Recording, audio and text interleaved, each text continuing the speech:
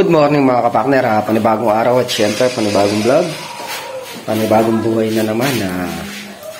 Bali ngayong araw nga papakabit na natin yung bowl tsaka itong dalawang hamba. Siguro magtatagis kami ni Tol na Riel dito sa may kwarto. Mga kapartner, dito sa may kwarto na to tayo magsisimula magtagis sa kwarto ni Tasha.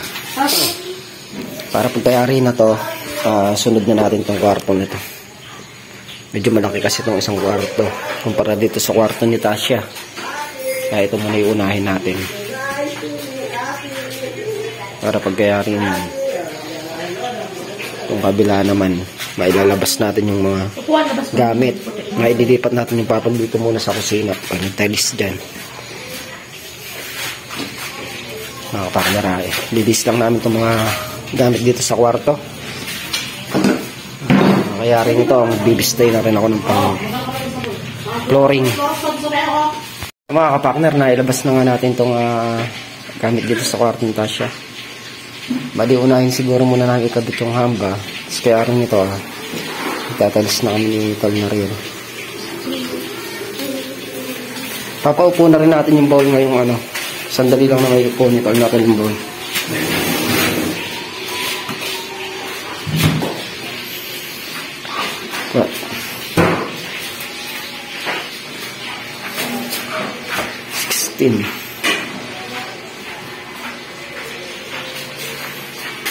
Napakita ko sa inyo mga kapartner yung tiles na bilhin natin dyan. White siya kasi ayoko naman yung kulay yung tawag nito, mamaya natin buklatin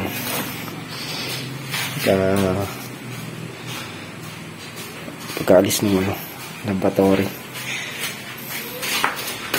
White, may white na may pagka-abo-abo yung parang black, pero mapusyo yung black niya.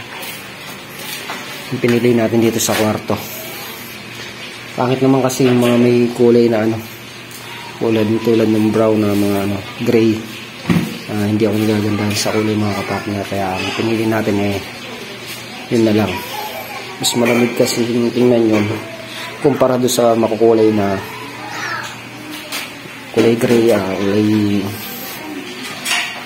kulay brown.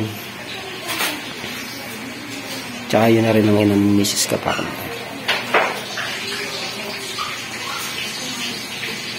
Kung ano yung magiging tiles nito sa kwarto, ito rin ang magiging tiles natin sa sala. Ang medyo may iba lang siguro ng konti sakali kahit sa pinakakusina niya.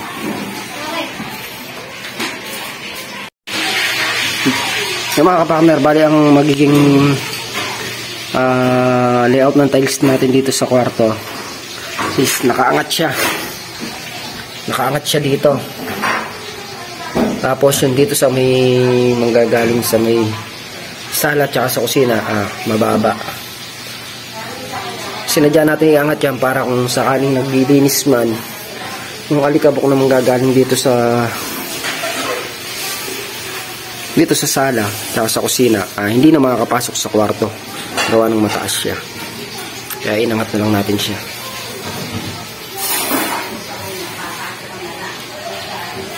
Tabayan ko nga lang si Tol na rin tulog pa bibistay muna kami ni Mrs. Nagluto lang sandali para pagpasok ni Tol na Riel ngayon nakagawa ng pambistay, napapabilis yung trabaho. Mga kapakner, habang dito nakakapag nito si Mrs. Kapakner, kasi ako itong bibistay. Anuhin muna natin itong hamba. Tinanggal ko na yung pinaka header nya. Igagaya ko lang yung pang tapal dito sa hamba, tsaka sisilsilin ko na rin itong mga nakaupo ko na to para lumapat yung hamba natin. Tapos ito mga kapakners, babawasan pa to, babawasan na rin natin para pagpasok nito na rela, maikabit na, pupukulan natin para mabilis mayari. Takot muna akong buhangin mga kapakners. Buhangin, pang-pukul dito. Hindi na natin bibistayin. Kaya lalagay lang naman natin sa mga bibig dito.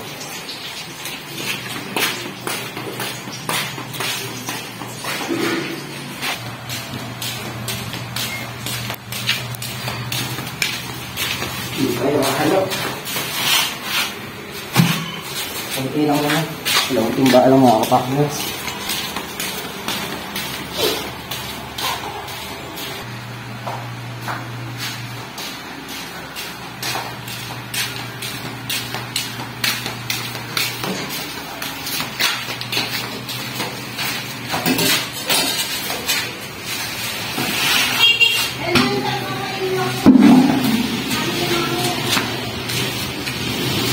Nakapag-akot na nga tayo mga kapakners. Bali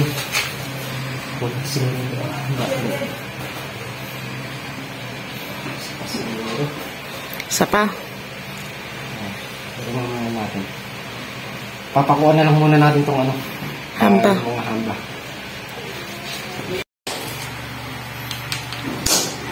Mga kapakners, sisihin nga natin ito.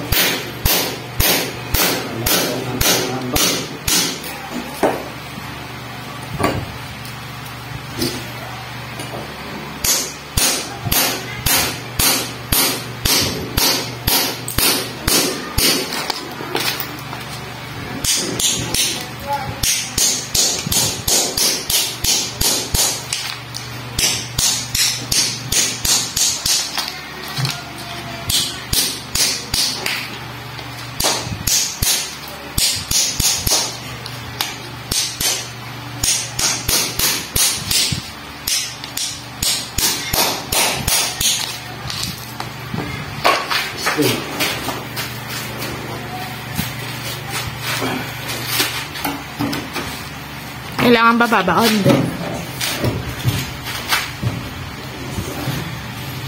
Dito.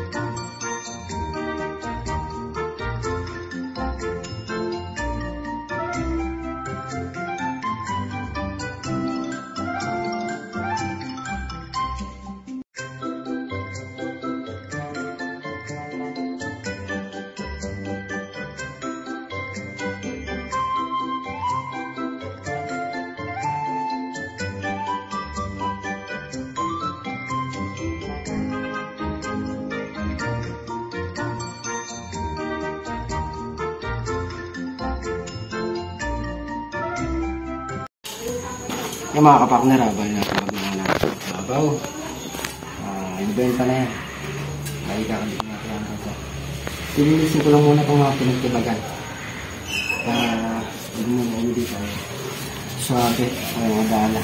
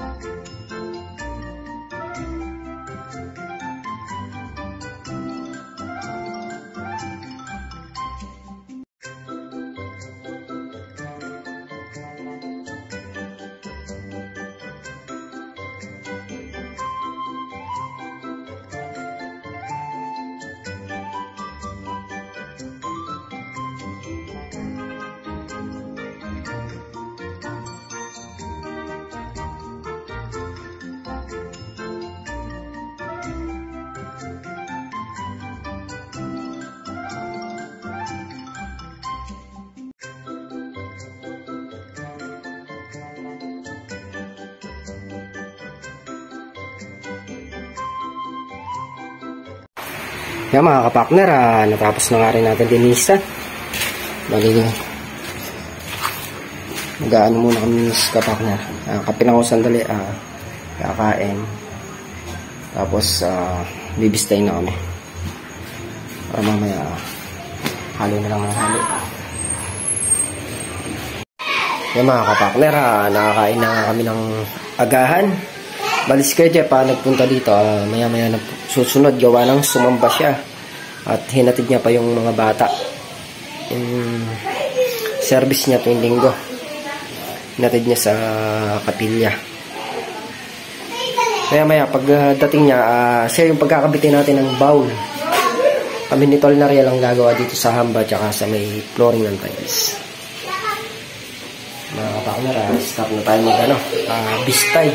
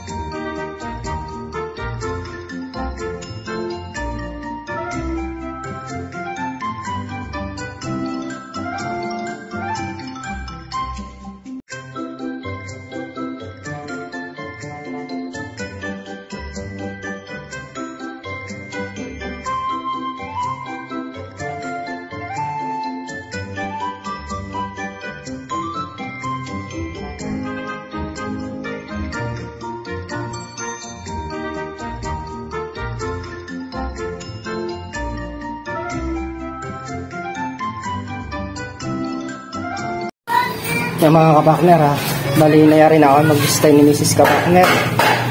Bali bukas, agahan na lang namin mag-bistay para hindi na abala. Mas maaga, mas maganda. para ano na rin, less trabaho na rin. Naabala pa tayo kung ano. Hindi naman tayo makapag-stay nung isagawa ng wala nang ano na rin. Hindi tayo makapag-stay nung mag-isagawa ng dito tayo nagbibistay sa loob. Hindi na natin dinalay ang dami. Boss, gising ko ng maaga si Mrs. Kapak na para makapag-stock na kami ng bistay. Ang gagawin namin na tol na real muna yung pinto.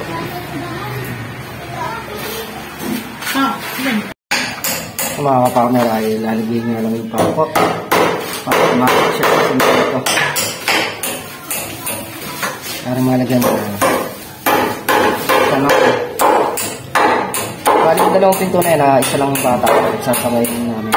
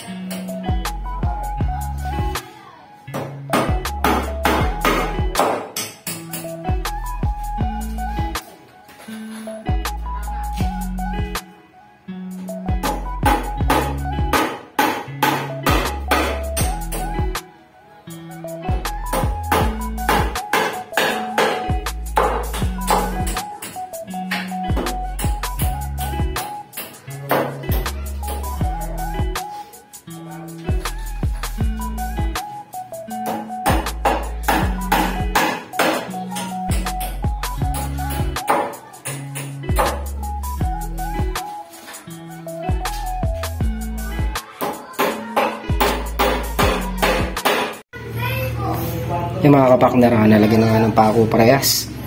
Bagay magkakabit na kami. Naka-layout na rin naman itong kakabitan. Sabay namin ikakabit para isang batak lang. Start na tayo mga kapakners.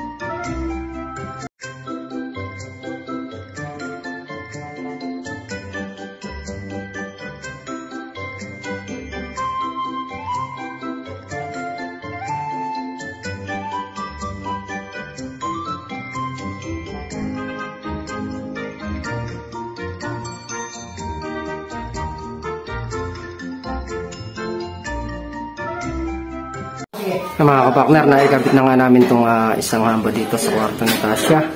Bali, lalagyan na lang namin ng lock para ma-fix na siya.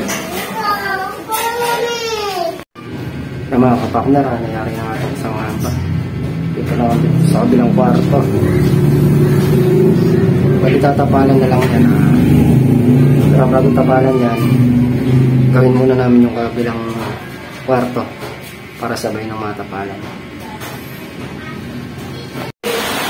Sa mga kapakner, dahil halin ko mga minarets para matapalan yung legal model yung mga hamba.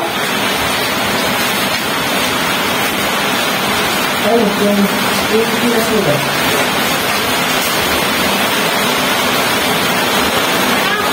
I would.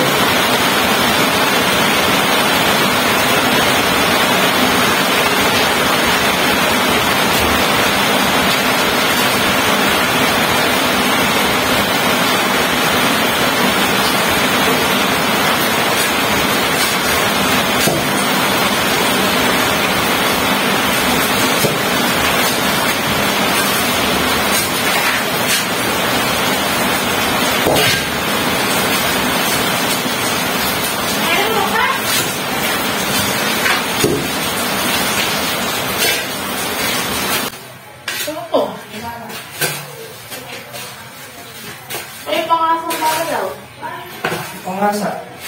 Nabala. Ano? Ay.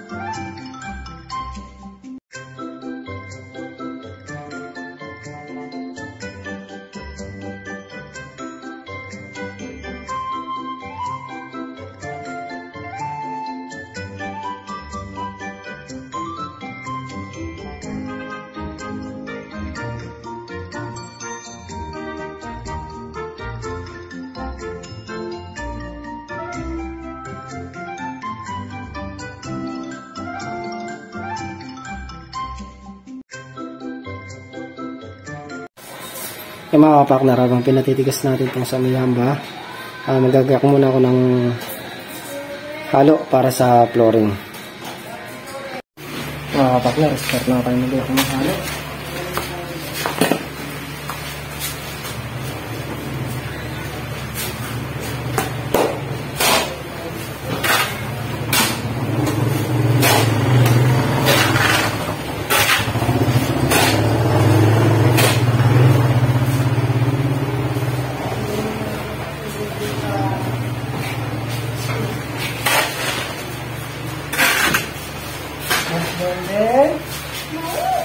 Sino?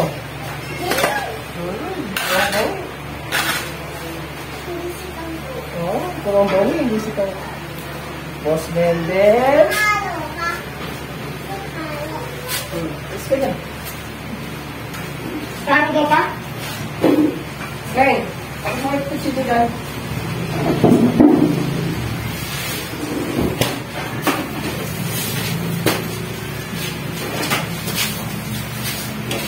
Ay, todo.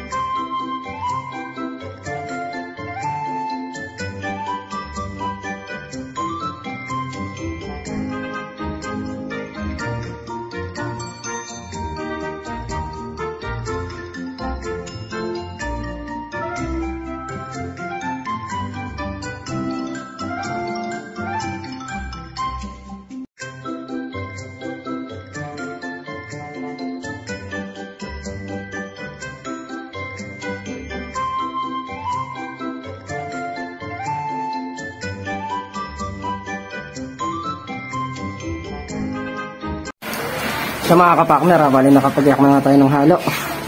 Bali si Kuya Jeff, dumaan dito. Tumawag yung boss niya. Kaya hindi muna siya makakatulong ngayong araw. Siguro bukas na lang. Unahin muna yung ano niya. Siyempre, pauuna muna natin yung trabaho niya. Kami na lang itol na real muna. Ito lang gagawin lang namin yung hamba. Tsaka yung tiles lang. Bukas, pag di na-basis ko, kakad na yung bowl. Bali kakain muna kami tanghalian mga kapatid.